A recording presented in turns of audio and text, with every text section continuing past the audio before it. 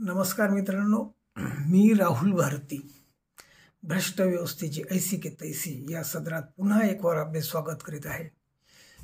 ते सुमारे 2 महिन्याच्या खंडानंतर कारणही तसंच होतं। राज्य विधानसभेचे जे निवडणुका होत्या त्यामुळे आपल्या सर्वांचं लक्ष स्वाभाविकपणे तिकडे असल्यामुळे मी थोडा थांबण्याचाही निर्णय घेतला होता। मित्रांनो, आज मी आपले लक्ष वेधणार आहे महसूल खात्यातल्या प्रचंड आणि नागड्या भ्रष्टाचाराकडे। विशेष म्हणजे या भ्रष्टाचाराला सुरुवात केली आहे ते एका भगिनीने। मित्रो, शासनात प्रशासनात महिला भगिनींचा टक्का वाढला म्हणजे कुठेतरी भ्रष्टाचाराला आळा बसेल, कामं वेगवान पद्धतीने होतील, पारदर्शक पद्धतीने होतील, अशी एक भाबडी भावना असल्यामुळे आपण सर्वांनीच म्हणजे जनसामान्यांनी या धोरणाला उचलून धरले की शासनात प्रशासनात महिलांचा टक्का वाढवावा। पण असं दिसतंय का की या ज्या महिला आहेत या भ्रष्टाचारात देखील पुरुषांच्या खांद्याला खांदा लावून कार्यरत आहेत। आज मी जी गोष्ट सांगणार आहे त्याला गोष्टच म्हणता येईल, कारण त्याचा अद्याप देखील त्यातनं कोणताही निष्कर्ष निघालेला नाही। त्यामुळे केवळ ती एक गोष्टच ठरू पाहते की काय झालं। असं जळगाव जिल्ह्यातला एक तालुका आहे भुसावळ, तेथे तहसीलदार एक महिला आहे, त्यांचं नाव श्रीमती नीता लबडे।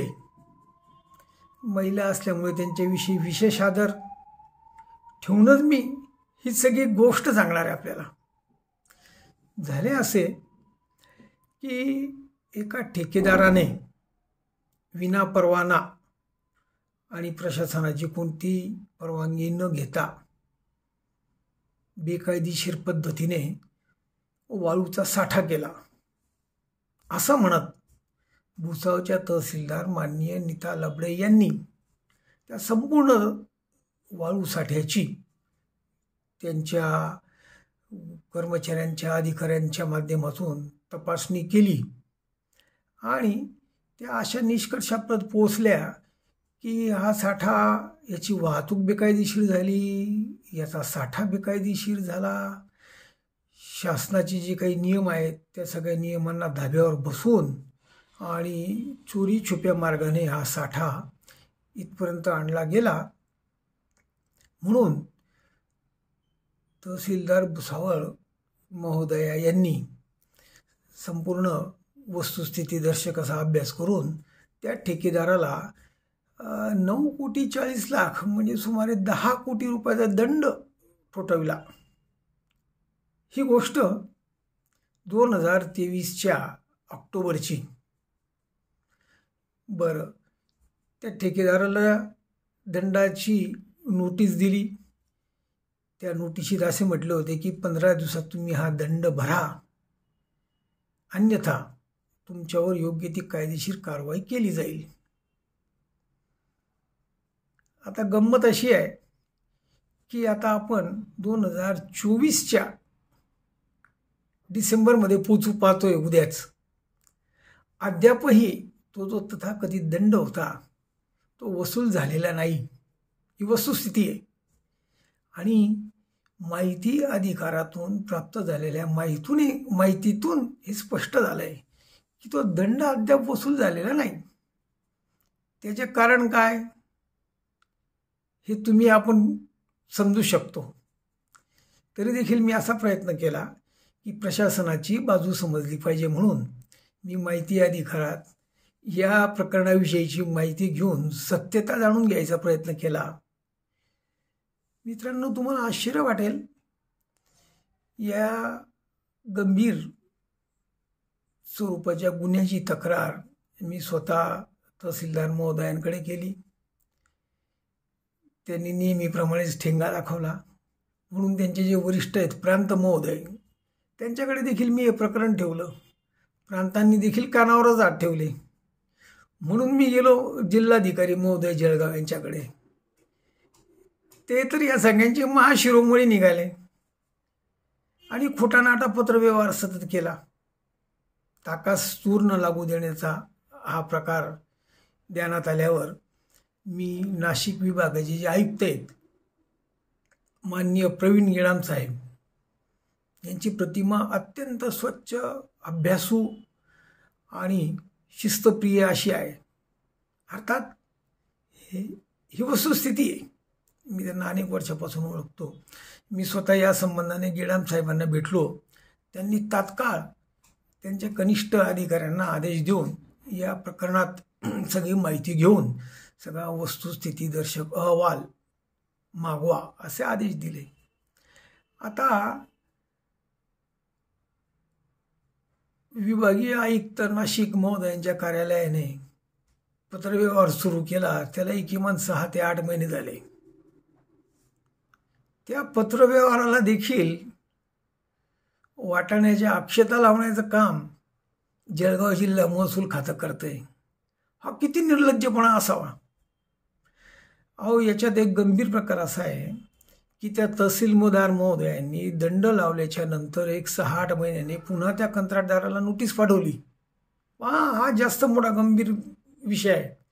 त्या नोटिसीमध्ये त्यांनी स्पष्ट असं म्हटलं, ज्या नोटिशी ज्यांच्या स्वाक्षरीने ती नोटीस दिली गेली त्याच्यात असं म्हटलं की तुम्ही हा दंड अद्याप भरला नाही, शासनाच्या आदेशाचे अनुपालन केले नाही आणि दरम्यानच्या काळात जप्त केलेल्या वाळू साठ्यामधून तुम्ही काही वाळू वापरली असे माझ्या निदर्शनास आले आहे. अहो तहसीलदार महोदया, तुमच्या जर असे निदर्शनास आले होते की जप्त केलेल्या वाळू साठ्यामधून त्या संबंधित कंत्राटदाराने वाळू जर वापरली तर त्याच्याविरुद्ध तात्काळ फौजदारी गुन्हा तुम्ही करू शकत होता. शासकीय ताब्यात असलेला माल जर कोणी चोरतो तर त्याच्याविरुद्ध काय कारवाई होऊ शकते याचे ज्ञान आपल्यापेक्षा आधी कोणाला असेल? आपण का थांबलात? अशा अनेक प्रश्नांची उत्तरच प्रशासनाकडे नाही आहे. याचा अर्थ एवढा दिसतो की या सगळ्यांनी मिळून त्याच्यामध्ये मोठा मलिदा लाटलाय आणि यांची हिंमत पहा या चोरांची की माननीय विभागीय आयुक्त महोदयांच्या कार्यालयाने जाब विचारल्यानंतर अहवाल पाठवा म्हटल्यानंतर देखील हे टससेमच नाही. इतका गंभीर प्रकार या आपल्या उत्तर महाराष्ट्रातल्या एका जळगाव जिल्ह्यामध्ये घडलाय. मी वारंवार सातत्याने जिल्हाधिकारी महोदयांशी संपर्क करायचा प्रयत्न करतोय, प्रांतांना भेटून बोलायचा प्रयत्न करतोय, कोणीच प्रतिसाद देत नाही. खोटानाटा पत्रव्यवहार करता, दिशाभूल करणारा पत्रव्यवहार करता.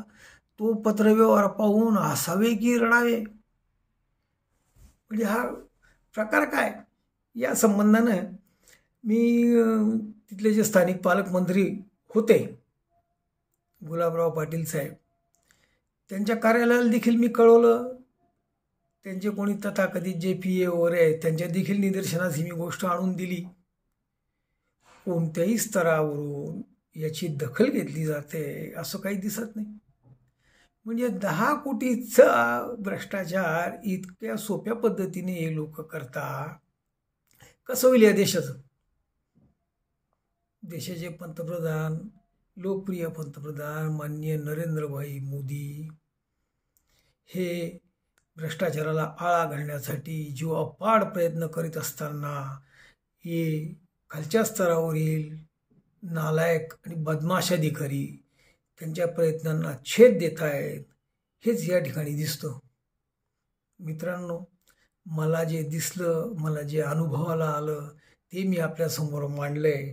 या संबंधानं आपल्या काही सूचना असतील, प्रतिक्रिया असतील, त्यांचे मी स्वागतच करेन. धन्यवाद.